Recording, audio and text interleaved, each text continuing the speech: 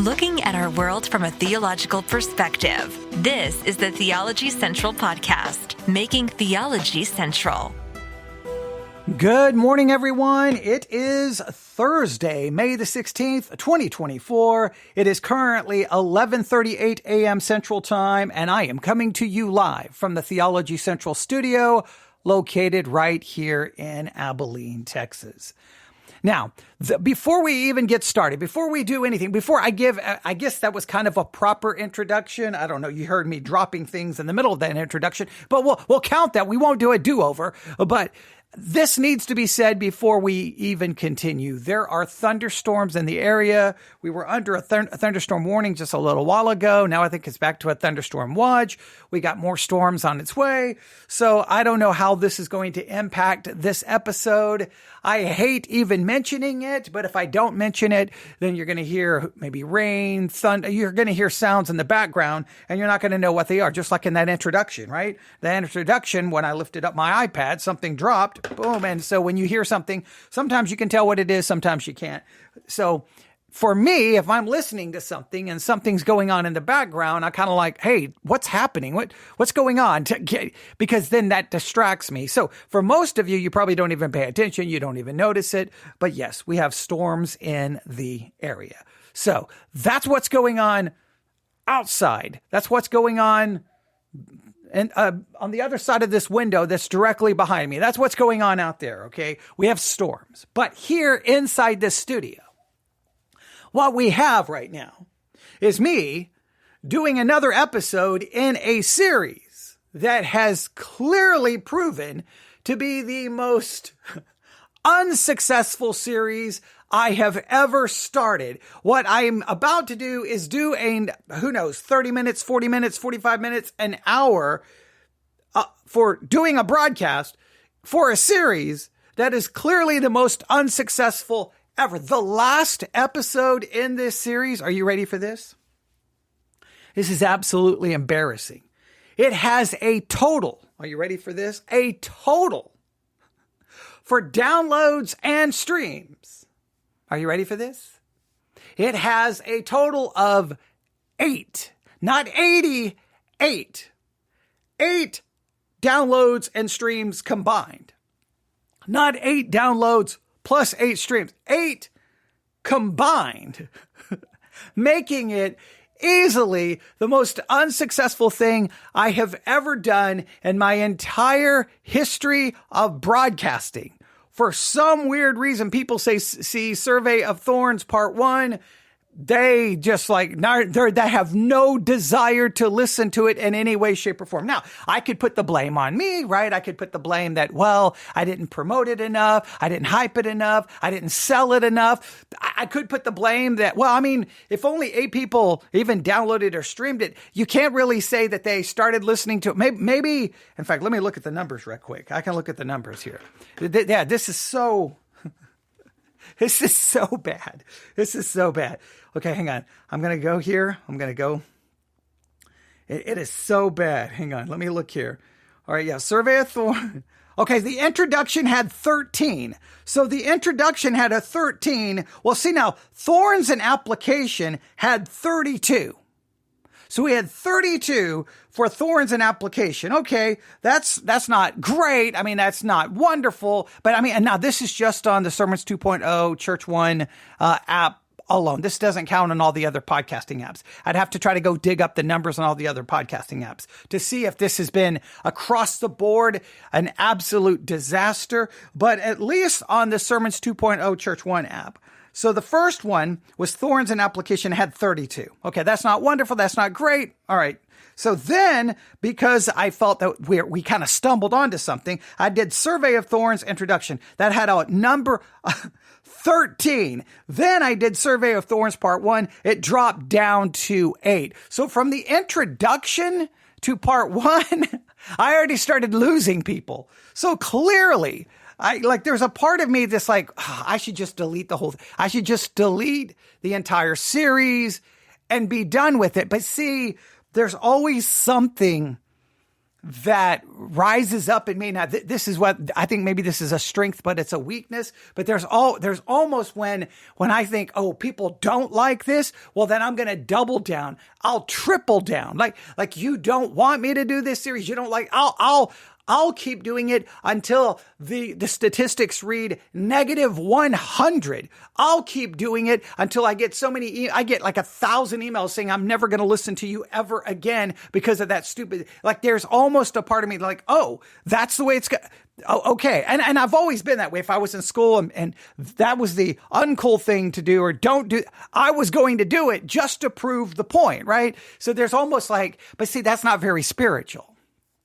Right. There's a strength in that, right? Because I'm not going to cave into pressure and I don't like being intimidated. I don't like being told what to do or pushed or threatened. I don't like that in any way, shape or form, right? So in some ways that's a good thing, but it can become a very fleshly thing. So am I doing this because I simply want to prove a point? Well, if I'm just being even remotely transparent, yeah.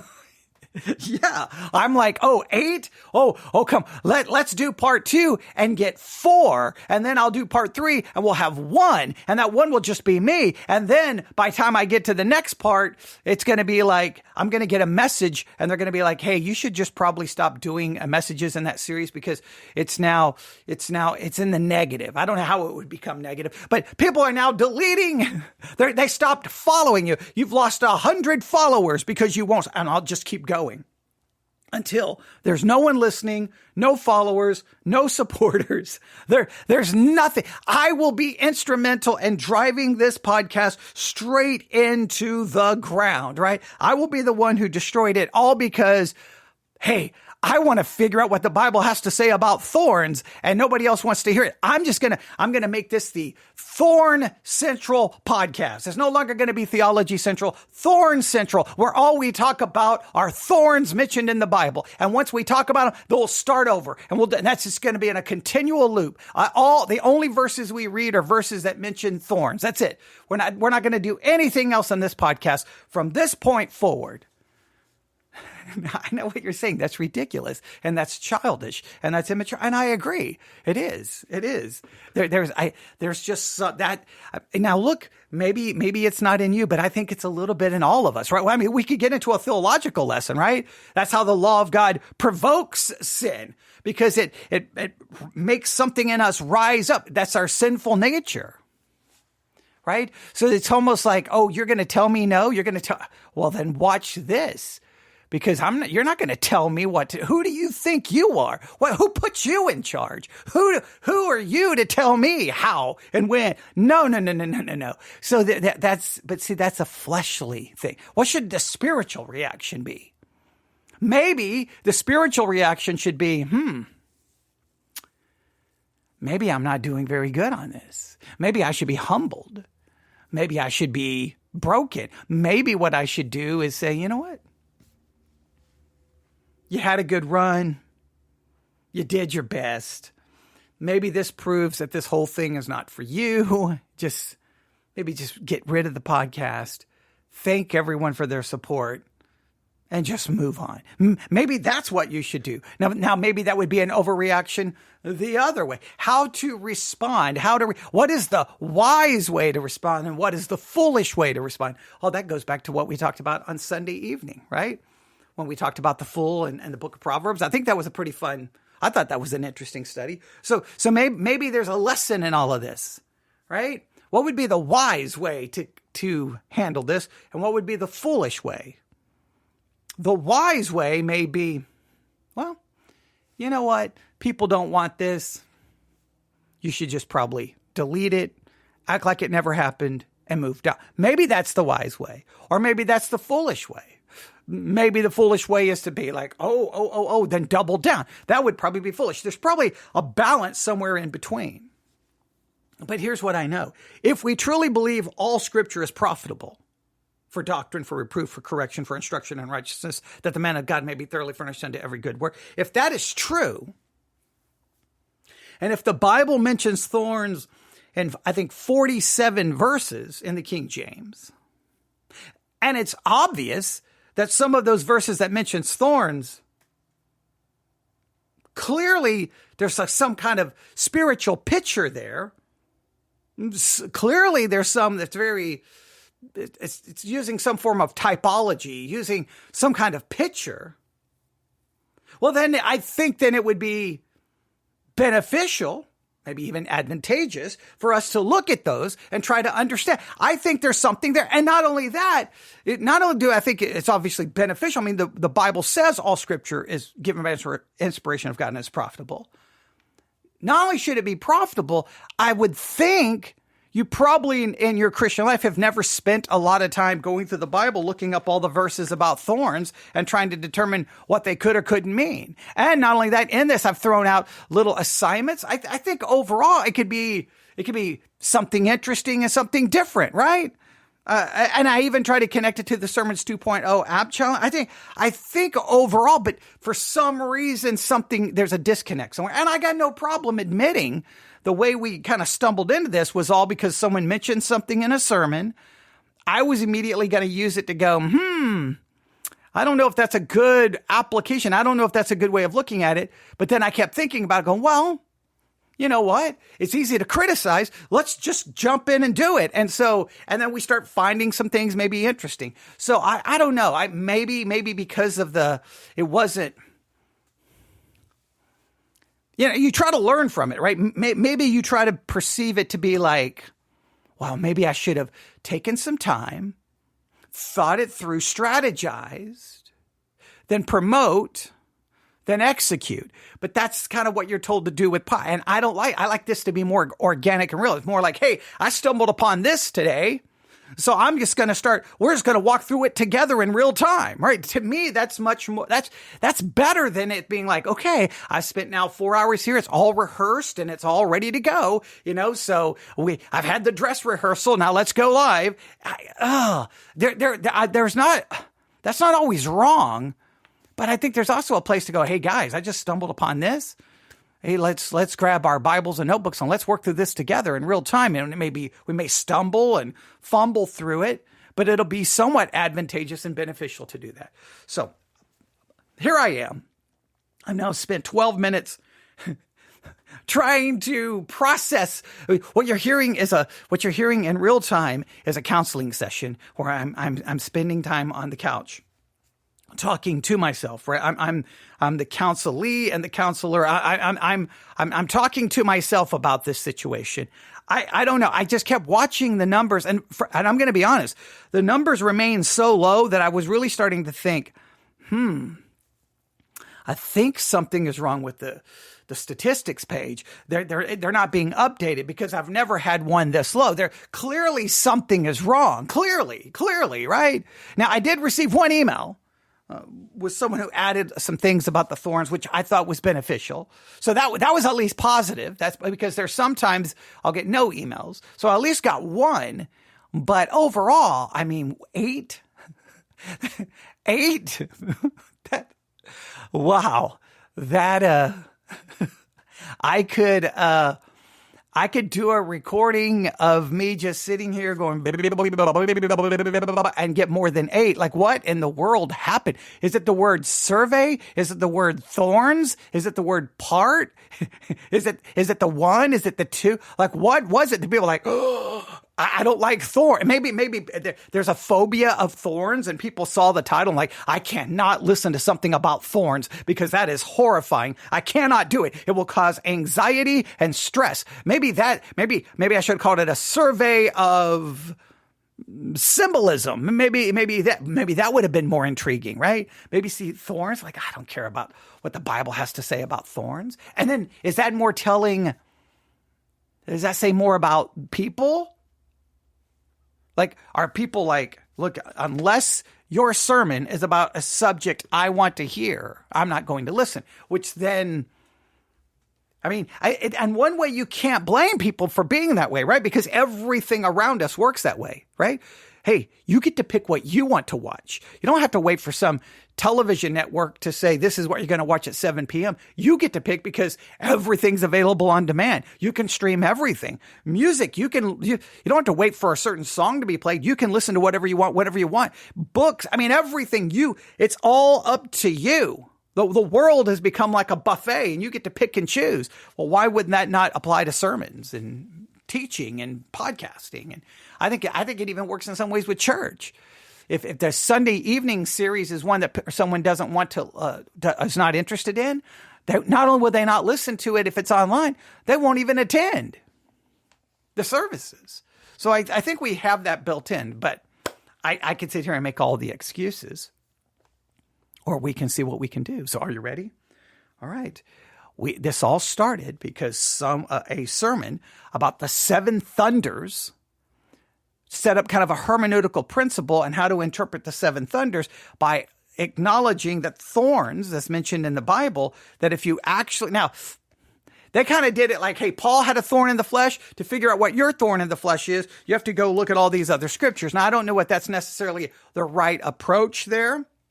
But they went on to say something like, hey, you can expand the meaning of something like thorns by looking at how it's used throughout the Bible. And that is a good principle, right? Now, how those verses link together, whether they're applicable or not applicable, that's a whole separate hermeneutical question. But we can all agree that in many cases, once we take the Bible and look something up and how it's used everywhere, we can expand our understanding and our meaning. So what we did is we took the Blue Letter Bible app and we looked up the word. Hang on, I'm going to look here for something. I'm just curious. Hang on, I'm going to look at something. Give me 1 second. Oh, we had a disconnect at some point. All right. Hopefully everything is good. All right. Yeah, okay. We're just going to continue on. I think we're having some kind of technical difficulty. You know what? Is that not perfect? That's kind of perfect that we're having a technical difficulty. It really is perfect. For this series, for there to be a disconnect, that's really perfect. But I'm not going to pay any attention. I'm just going to keep going. All right. So what we did is we took the Blue Letter Bible app. That's what we did. We took the Blue Letter Bible app. I'm going to pull it back up. And we did a search. Now, I did not look for thorn. I did a search for thorns. Now, I think if we look up for the word thorn alone, I think there may be 7 or 8 more references. I don't have the exact number. But right now, we're still just going to continue for the word thorns, okay? So if you look up thorns, the first one was in Genesis 3:18. Now, I spent a considerable amount of time on Genesis 3:18, possible meaning, all the different things with that. I can just read it to you really quick. Genesis chapter 3, verse 18, we read these words, "Thorns also and thistles shall it bring forth to thee. Thou shalt eat of the herb of the field, and the sweat of thy face shall thou eat bread, till thou return unto the ground, for out of it wast thou taken, for dust thou art, and unto dust shalt thou return." All right. Now, this is obviously in the context of the fall. Adam and Eve is in this beautiful garden because of sin. Now there's going to be thorns and thistles. You're going to have to deal with it. They're going to, in a sense, they're going to be there to cause you pain and difficulty. They're going to make it difficult to plant. They're going to be difficult to harvest. You're going to have to work. It's going to be a negative thing. And in a roundabout way, the thorns here kind of represent the negative consequences of sin itself. Right? It represents the fact that the earth is cursed, right? So it's kind of a visible manifestation of God's curse as a result of the fall. You may say, well, God cursed it, but I don't necessarily see it. Well, you can see it whenever you see a thorn, right? And it's there to remind us of the consequences of sin. And we talked all about the things that it could represent. The next one was Exodus 22:6. The next one was Exodus 22:6. There's more we could say about Genesis 3:18, but I think I covered that multiple times. Exodus 22:6. And then this one is just interesting. This is laws regarding restitution.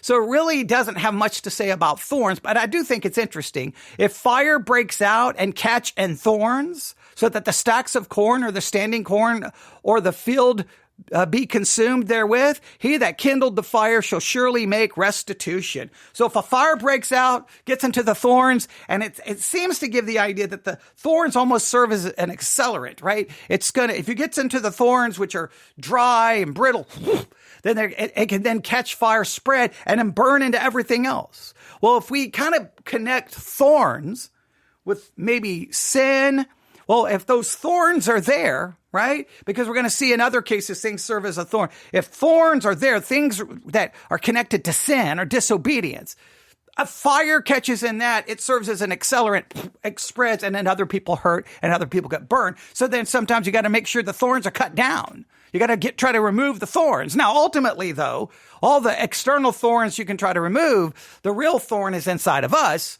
which is our sinful nature, right? Which constantly pokes at us and hurts us. And we have to, in a sense, through the sweat of our brow, fight against it, right? The thorns of the field, right? That causes pain and suffering you have to work against. Well, that thorn is literally inside of you and me. It's our nature, and it pokes, and it causes pain, and it causes suffering, and it causes difficulty, and it will not leave us alone. And we have to constantly be trying to fight against it. We have to constantly be trying to push back the thorns, because it's inside of us. Now, the external ones are there as well, but those thorns, whether inside of us or outside of us, at any point can catch fire if we want to try to take this as a spiritual picture. Now, Exodus 22:6, that's not the point of that. It's talking about literal thorns, literally catching on fire and literally burning other things down.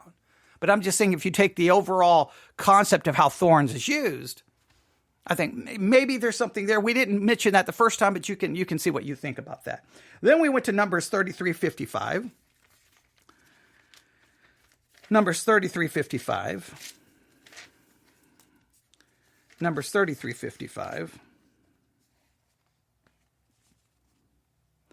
And we read these words, Numbers 33:55. Now here's God giving very clear instructions to Israel when they go into the promised land. Numbers 33:55. But if you will not drive out the inhabitants of the land, when they go in, they're supposed to destroy, tear down, drive out. They're supposed to get rid of the inhabitants of the land. You'll see this going back to Numbers 33:51. Speak unto the children of Israel and say unto them, when you are passed over Jordan into the land of Canaan, then you shall drive out all the inhabitants of the land from before you and destroy all their pictures and destroy all their molten images, and quite pluck down all their high places.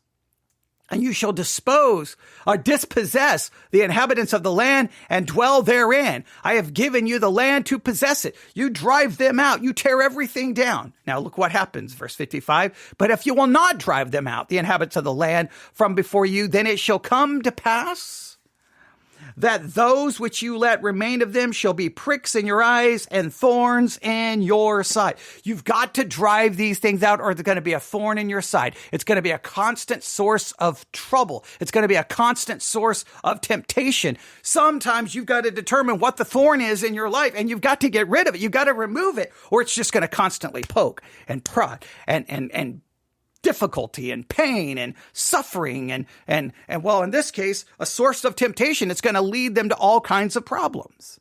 So I told you to identify thorns that we need to possibly drive out. Your thorns will be different than my thorns. Now remember, though, you can remove every external thorn. We cannot forget this. The internal thorn, which is your sinful nature, will always be there. And even if you remove the external, and even if that keeps you from some external failure, don't pat yourself on the back that you're, super godly all of a sudden, because you still may be committing the sin internally. So you at least have to be willing to admit that and acknowledge that. Okay. But then we go to Joshua 23.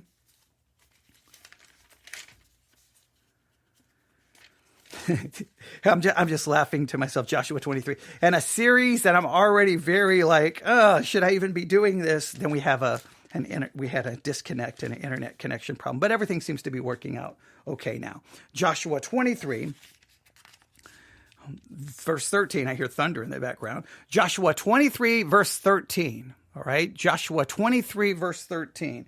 We read these words. Joshua 23, verse 13. Know for a certainty that the Lord your God will no more drive out any of these nations from before you, but they shall be snares and traps unto you, and scourges in your sides, and thorns in your eyes. Now, all of a sudden, we have this, God's not going to drive them out. And I gave everyone the assignment. Why did God stop driving? Why is he not going to drive them out anymore? What's the situation? Well, I'm not going to spend a lot of time in it because it was for you to work on. But if you go back, we'll go back to verse 4, 23:4. Behold, I have divided unto you by lot these nations that remain to be an inheritance for your tribes from Jordan with all the nation that I have cut off even unto the great sea westward. And the Lord your God, behold, shall expel them from before you and drive them from out of your sight, and you shall possess their land as the Lord your God hath promised you. So here God is saying, I'm going to expel them. I'm going to get rid of them. I'm going to do my part. But be ye therefore very courageous to keep and do all that is written in the book of the law of Moses, that you turn not aside from the right hand or to the left. Hey, I'm going to drive them out, but you be careful to obey every word of the law. Now, from a theological standpoint, immediately we're like, oh, well, they're going to fail. Why? Because no one can obey the law of God perfectly. Everyone's going to turn to the left or to the right. Everyone's going to mess up. So you already know they're in trouble, right? Hey, do this and keep the law perfectly. Well, they're going to fail. They're going to fail. And the Old Testament demonstrates failure. No one keeps the law. And when you get to the New Testament, no one keeps the law. But even in the New Testament, there were some. Remember the conversation Jesus had with someone? Hey, what must I do to have eternal life? Well, keep the law. Which ones? Well, I've kept all of these since I was young. Oh, really? Go sell everything you have and give to the poor. Okay, well, maybe I haven't kept it so much. Jesus' whole point is you don't keep it. You should see how guilty you really are. So or they're in trouble. And then look at verse 7. That you come not among these nations, these that remain you, neither make mention of the names of their gods, nor cause to swear by them, neither serve them, nor bow yourselves unto them. Hey, don't do this. Don't do that. Well, we know they do it every time God says don't, they do, because that's what the law will only expose and literally provoke our disobedience. But cleave unto the Lord your God as you have done unto this day. For the Lord hath driven out from before you great nations and strong. But as for you, no man hath been able to stand before you unto this day. Hey, I've driven them out. God seems to be like he's taking care of all the problems. One man of you shall chase 1,000, for the Lord your God, he it is that fighteth for you as he hath promised you. So God has kept his promise. He's fighting for them. He's driving these people out of the land. Now, this is where a good Bible student, you'll start having some struggles. Well, if God's the one driving them out, then why weren't they completely driven out? And this is where you have, God's doing his part, but then man, his part. You have kind of a synergistic situation here, right? God's like, I'm driving them all out. Well, we know that don't all get driven out. So is it because God's like, I will drive them out, but you have to do these things? And once again, we fail to do the very things that God tells us to do, even if we're guaranteed complete victory. But then look here. Take good heed, therefore, unto yourselves that you love the Lord your God. All right, now, hey, I'm going to be driving them out, but you make sure you love God. You make sure you love God. Now, you think that would be simple. Okay, God, you drive them out. We'll simply love you. You think it would be simple, but our sinful nature always will love other things more than God. Most importantly, we'll love ourselves over God. All right, but then look what happens. Else, now, if you don't love God, if you do in any wise go back and cleave unto the remnant of these nations, even these that remain among you, and shall make marriages with them and go in unto them and they to you. Now look, you're supposed to love me and you're supposed to obey me. But if you go back and you don't obey, and in a sense you don't love, now look what's happened. Know for a certainty that the Lord your God will no more drive out any of these nations from before you. This seems to be a very conditional situation. If you do this, I will do this. But if you do this, then I will stop doing this. very law-based situation. And whenever man or whenever anyone is placed in a law-based situation, the end results will be failure. And that is exactly what happens. And so guess what? These things become a thorn in their side, becomes a thorn in their eyes. They suffer as a result. They suffer as a result. Because the thorns, once again, the thorns serve as a picture as these are the consequences of sin. When we don't obey, these thorns become the consequences. They're always the thorns always show up and put it this way. Think of it this way. Our disobedience, our lack of obedience, our lack of loving God is the soil in which thorns grow. Now, you say, well, then the way to do it is to be perfect. Well, again, you're never going to be perfect. The only thing I can say is what we have to realize is when we're doing something wrong, look for where the thorn shows up. The thorn is typically a direct result of some kind of failure. And then it begins to poke, and it creates pain, and it creates suffering, and it's there, and it stabs, and it stabs, and it stabs. Now, I know I'm hitting myself, and a thorn just usually is kind of more passive, but it's almost like we keep throwing ourselves into the thorn bush. But the thorn bush is going to be there because that thorns seem to be a consequence of disobedience. Disobedience is the soil that plants the thorns, and then we suffer, and then we suffer, and then we suffer, and then we suffer, and then we suffer, and then we suffer. Well, you can either keep suffering, or you have to figure out, well, I've got to see what I can do to obey. Now, the obedience is not going to get rid of every thorn because you still have the thorn inside of you, which is your sinful nature, but it removes at least some of the external thorns. But that's an interesting passage. Now we go to Judges chapter 2. Judges chapter 2. Judges 2:3. Wherefore I also said, I will not drive them out from before you, but they shall be as thorns in your sides, and their God shall be a snare unto you. All right. So once again, and in fact, if you want the whole,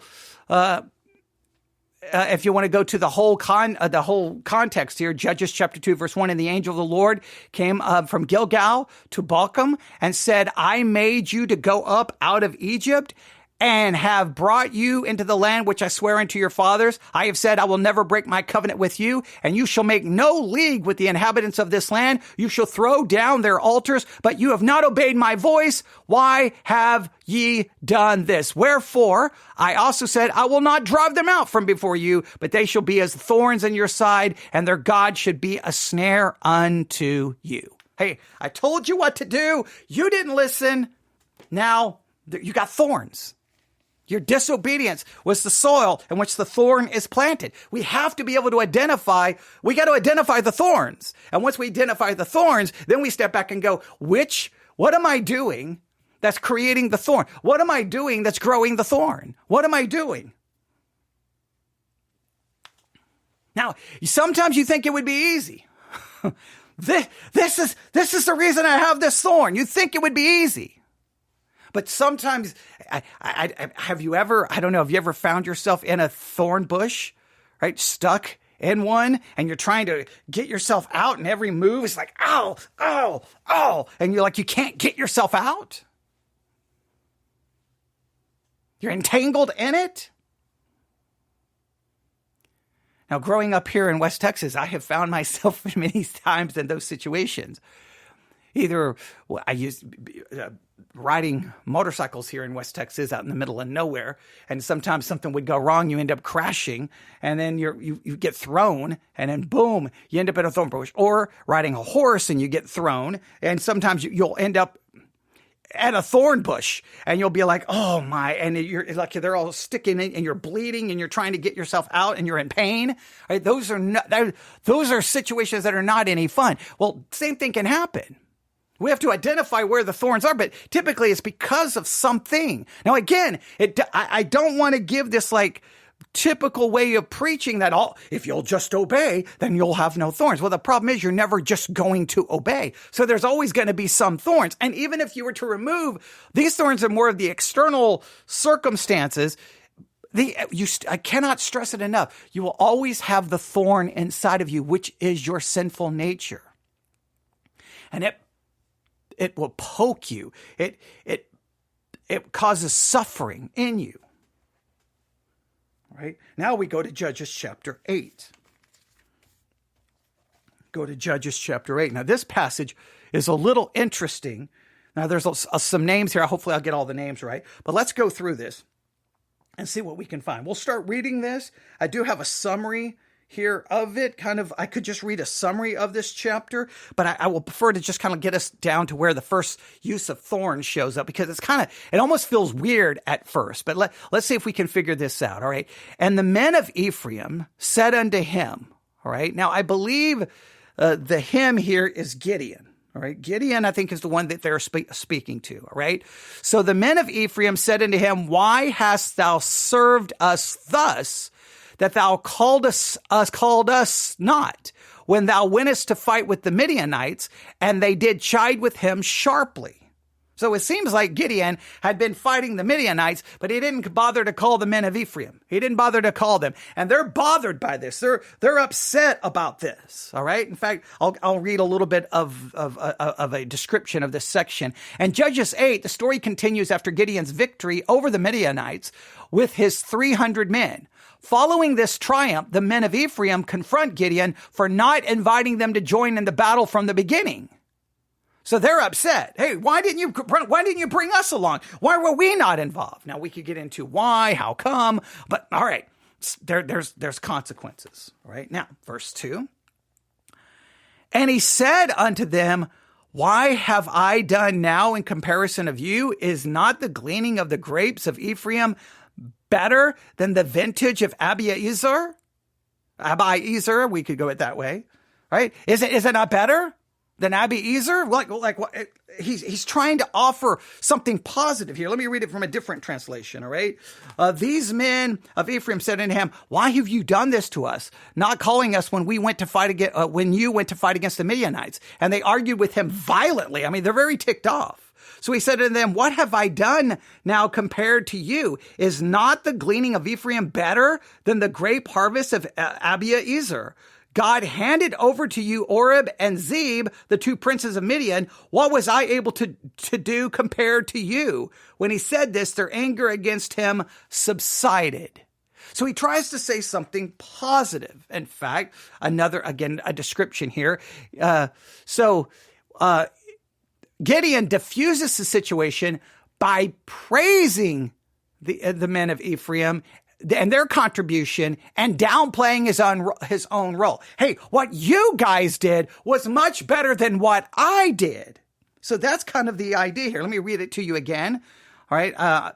The men of Ephraim said unto him, why have you done this to us, not calling us when you went to fight against the Midianites? And they argued with him violently. So he said to them, what have I done now compared to you? Is not the gleaning of Ephraim better than the grape harvest of Abiezer? God handed over to you Oreb and Zeb, the two princes of Midian.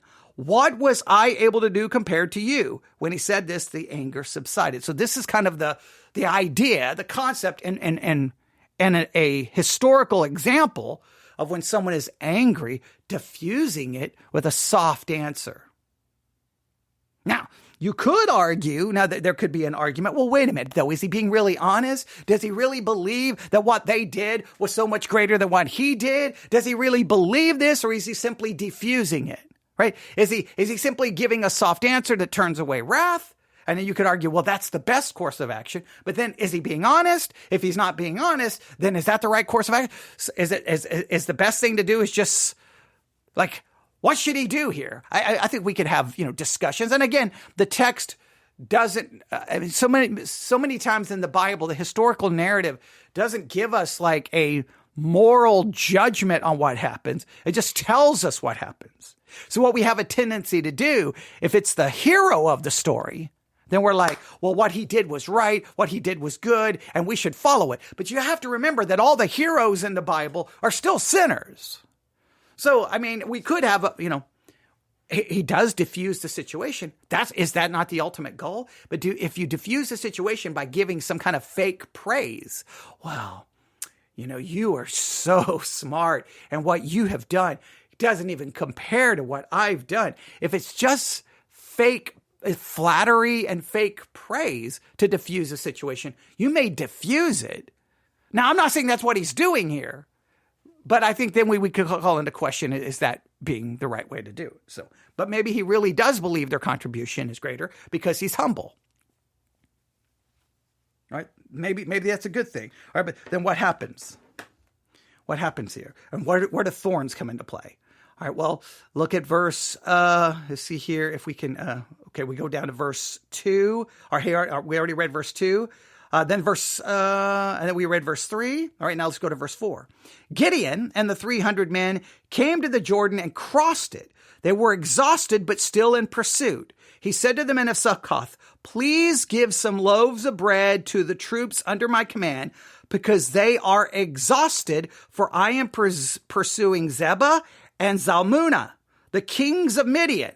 All right, so he's like, hey, all right, he diffused that situation. Now let's go get these two kings of the Midianites, of Midian. Let's go get them. Let's go. And the kings' names are Zebah and Zalmunna. All right, so yeah, everything's going to happen in this broadcast. All right, so he goes after them. Then verse 7, right? And he says, so, hey, please give bread. So we should get bread to my army. Then verse 7, Gideon replied, "Very well. When the Lord has handed Zebah and Zalmunna over to me, I will tear your flesh with thorns and briars from the wilderness." All right. So let's go back and read this together, right? Because that phone call made me skip a verse. So, but there's the thorns. Now, at first you may be a little confused, especially considering I skipped a verse. Let's go back to verse 4 and put it back together, all right? Because I skipped a verse and you're like, wait a minute, who's he threatening now with thorns? Well, what just happened? Go back to verse 4. Gideon and the 300 men came to Jordan and crossed it. They were exhausted, but still in pursuit. He said to the men of Succoth, "Please give some loaves of bread to the troops under my command, because they are exhausted, for I am pursuing Zebah and Zalmunna, the kings of Midian." Now, here's the verse I skipped. Or I kind of read a little bit of it, but now I'll read it correctly. So he's like, hey, we're chasing these men. My men are exhausted. Give us some bread. But then look at what happens. Verse 6. But now the men of Succoth, they've got a response here. But the princes of Succoth asked, "Are Zebah and Zalmunna now in your hands that we should give bread to your army?" Hey, it seems like they're saying, wait, do you already have them? You want us to help you? Well, you don't have them. Basically, I think what they're saying, and you can tell me if you read it differently. Wait, you don't have them under control yet. You haven't captured them yet. So is it like if we give you bread and you don't capture them, do they come back and then we have to pay for it? All right. Let me read a description here according to one commentary. Gideon, his men pursue two Midianite kings, Zebah and Zalmunna, and capture them. Gideon seeks retribution against the men of Succoth and Penuel, who refused to help his troops during the pursuit. They refused to help. They're like, no. And I think the way they're doing, hey, have you captured them yet? Do you have them now? Well, if you don't have them now and we help you and then you fail in your capturing of them, and if they come back around, we may have to pay for it. I think this is like, I'm not so sure that we should be helping you. Well, clearly they refused to do so. Well, Gideon gets pretty upset, it seems. He doesn't waste a lot of time in his response here. Look at verse 7. Gideon replied, "Very well. When the Lord has handed Zebah and Zalmunna over to me, I will tear your flesh with thorns and briars from the wilderness." Now, there's the idea of thorns. Once again, thorns is being used. Now, what's the thing? They're not helping. Their actions are now going to lead to thorn. I think that's what we're seeing over and over and over. Actions, thorns are the consequences of actions. Our actions then plant the thorns. In their case, hey, you're not going to help me. Now, you could say, is it right for him to seek out this retribution? Is it right for him to do this? You could argue, well, if he's doing what God told him to do and they're not assisting him, well, then they deserve to be in trouble. But then do they know that God is? I mean, we could get into a whole ethical discussion here, but the thorns are being used in a very specific way. Now, the thorns are going to be mentioned again. We'll just keep reading here. All right. So he went from there to Penuel and asked the same thing from them. The men of Penuel answered just as the men of Sukkoth had answered. He also told the men of Penuel, when I return safely, I will tear down this tower. So, hey, he's asked now help from two different groups, and they're like, nope, not going to help you, not going to help you. One, I'm going to bring thorns, tear your flesh, basically. And the other one, I'm going to tear down this tower. Now, verse 10. Right, now we go to verse 10. Now, Zebah and Zalmunna were in Karkor, and with them was their army of about 15,000 men. All right? Who were all those left of the entire army of the Quedamites. Those who had been killed were 120,000 men. Gideon traveled in the caravan route east of Nobah and Jogabah and attacked their army. Jogbeah is how I should say that, and attacked their army while the army felt secure. Zebah and Zalmunna fled, and he pursued them. He captured these two kings of Midian and routed the entire army. All right, and I'm going to look at something really quick. I'm going to look at 8:10. Okay, yeah, that's what threw me off. That translation has this Quedamites. And the King James, it just reads this way. Now, Zebah and Zalmunna were in Karkor, and their host with them, about 15,000 men, all that were left of all the host of the children of the east, for there fell 120,000 men that drew sword. Okay, I was like, wait, where did that name come from? Yeah, it's not mentioned in the King James, and that's what I'd been reading, but I'd switched over to this, and I was like, wait, where did that name come from? Okay, but so please note, he attacks their army when they felt secure, and Zebah and Zalmunna fled, and he pursued them. He captured the two kings of Midian and routed the entire army. So he asked for help. Nobody would help. He's still successful in his military campaign. These people are routed. The army is destroyed, and the kings are captured. Verse 13, Gideon, son of Joash, returned from the battle by the ascent of Heres, and he captured a youth from the men of Sukkoth and interrogated him. The youth wrote down for him the names of the 77 leaders and the elders of Sukkoth. Then he went to the men of Sukkoth and said, here are Zebah and Zalmunna. You taunted me about them, saying, are Zebah and Zalmunna now in your power, that we should give bread to your exhausted men? So he took the elders of the city, he took some thorns and briars from the wilderness, and he disciplined the men of Sukkoth with them. He also tore down the tower of Penuel and killed the men of the city. Wow. Now he actually gets thorns, and he actually punishes them with the thorns. He actually tears the flesh, and he tears the tower down. Now you could say this retribution, this is revenge. We could get into a discussion, but please note what the thorns serve as a picture of again. They are the result of an action. They're a consequence of an action. All right. Well, I'm going to read two more summaries here. In Judges 8:7, there is a reference to thorns in the context of a conversation between Gideon and the men of Ephraim. Here is the verse for reference. Then Gideon said, for this cause, when the Lord hath delivered Zebah and Zalmunna into my hand, then I will tear your flesh with thorns of the wilderness and with briars. That's Judges 8:7.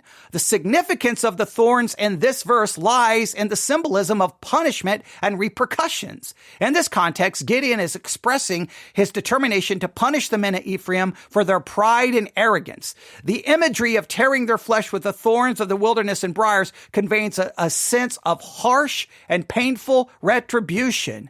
Thorns and briars are often used symbolically in the Bible to represent obstacles, suffering, or the consequences of disobedience. They can signify the harshness of life, the pain of sin, or divine judgment. In this verse, the mention of thorns carries a message of impending judgment and accountability for the actions of the men of Ephraim. The mention of thorns in Judges 8:7 serves to underscore the severity of the situation and the gravity of the consequences that Gideon intends to mete out to those who opposed him. It conveys a message of justice, discipline, and the inevitable repercussions of pride and rebellion against God's appointed leaders. So obviously, it's going to be viewed that what he's doing here is correct, but I'm not here to get into a judgment of the ethics of this. The point, the thorns serve as the consequence, the repercussion, the results of one's disobedience or one's actions.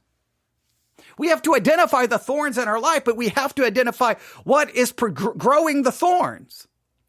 What is producing these negative consequences? What is it that's doing it? And then then we change that so then we can get rid of at least some of those thorns. Now, the ultimate thorn is going to be inside of us, which will constantly cause this problem. Now, in Judges 8:16, again, go reading it from this translation. So he took the elders of the city and he took some thorns and briars from the wilderness and he disciplined them. I think the King James has it this way. I think it says it this way. And he took the elders of the city and the thorns of the wilderness and briars and with them, and he taught the men of Succoth. He taught them. Yeah, he's going to teach them a lesson with thorns. The thorns are going to teach you the lesson that, hey, this was the wrong course of action.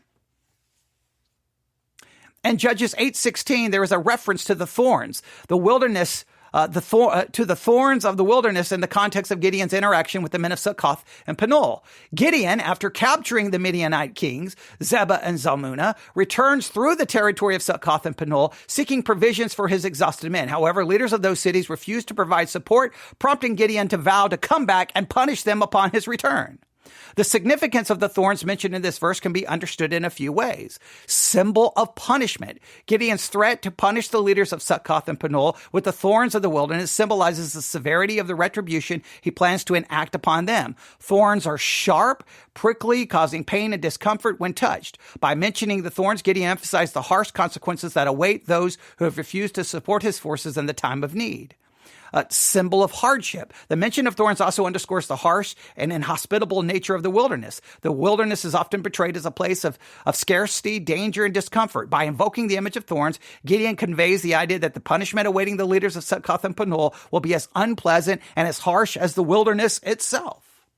Well, we live in a fallen world, and it's harsh because there are thorns, and that's a result of the curse. These thorns are all around us. Sometimes we suffer because we're in a fallen world, but in these situations, the suffering very much is connected to the disobedience. So we have to figure out all the thorns in our life, and almost in every case, maybe in the previous passages, these are things we're supposed to get rid of. Things we're supposed to drive out. And if we don't, these things will become thorns. Sometimes the thorns are there because we have refused to get rid of them. And then sometimes we have to, once we identify what these thorns are, we can almost always go back and go, well, this is causing this because of this action, this action, this action. And then we have to choose what we're going to do. In the biblical context, thorns are sometimes associated with divine judgment and the consequences of disobedience. By threatening to punish the leaders with thorns of the wilderness, Gideon may be invoking a sense of divine retribution upon those who have defiled him and extension defiled the will of God. The mention of thorns in Judges 8 serves to reinforce the seriousness of Gideon's vow to punish the leaders of Succoth and Penuel for their lack of support, using vivid imagery to convey the harshness and severity of the impending consequences. Now, here's what I want you to do. And I do apologize that once again, it's this series is cursed, all right? What did we happen in this series? We had an internet disconnection. We survived it. We had my daughter calling me because she only calls me when I go live. Okay, all right. Maybe that's a little bit of exaggeration, but that's what it feels like. Okay, so she waits until I go live and then she calls. All right. So all of that, but in spite of all of that, we've spent now 53 minutes trying to look at how thorns are used from Genesis 3 all the way to Judges 8. And in Judges 8, we have a powerful story. And we're starting to develop some concepts here. The first concept I want you to do is I want you to identify those thorns in your life. What are those thorns? These are things God may say we need to get rid of. We have to remove. We got to identify the thorns, those things that are just causing pain and suffering and difficulty in your life. Now, and then what I want you to do is then try to identify what failure is growing these thorns. What is the failure? Is it the failure to drive something out? Is it the failure to obey? Is it some specific disobedience? Is it some specific sin? You've got to identify what it is that's growing the thorns. Now, I cannot stress it enough. We want to remove all of that. These are these kind of external thorns, but the ultimate thorn, the ultimate thing causing you all the problems is inside of you. And you're going to have to fight against it with the sweat of your brow. Your sinful nature is the soil that grows the disobedience, which then grows. If you think about it, in a sense, your sinful nature, it's already the thorn provoking you and it's causing, so you're always fighting against that. But the sinful nature also serves as the soil, which grows the disobedience, which then grows the thorns. There's no question about it. There's thorns in all of our lives. And they're there because of us. In this context, Paul's going to use thorns in a different context. Now, you could argue. Now, look, from a philosophical standpoint, I'm the first to always admit some of the problems with the Bible. Wait, God said he was going to drive them. Why wouldn't God just remove all of the thorns from our life? Why wouldn't he just remove the ultimate thorn, our sinful nature? Why would he not remove everything so that there are no more thorns and there's no more suffering? Well, your guess is as good as mine.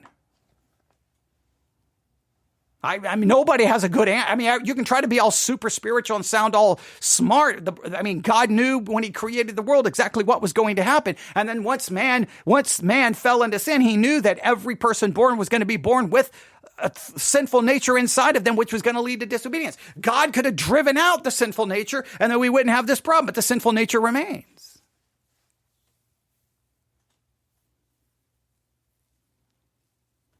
God could remove the thorns so that we're not suffering because of our disobedience.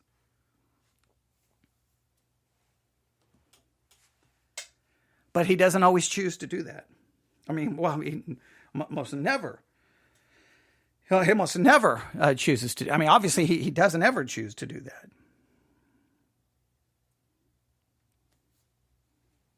So, there you have it. Now, the next use of thorns.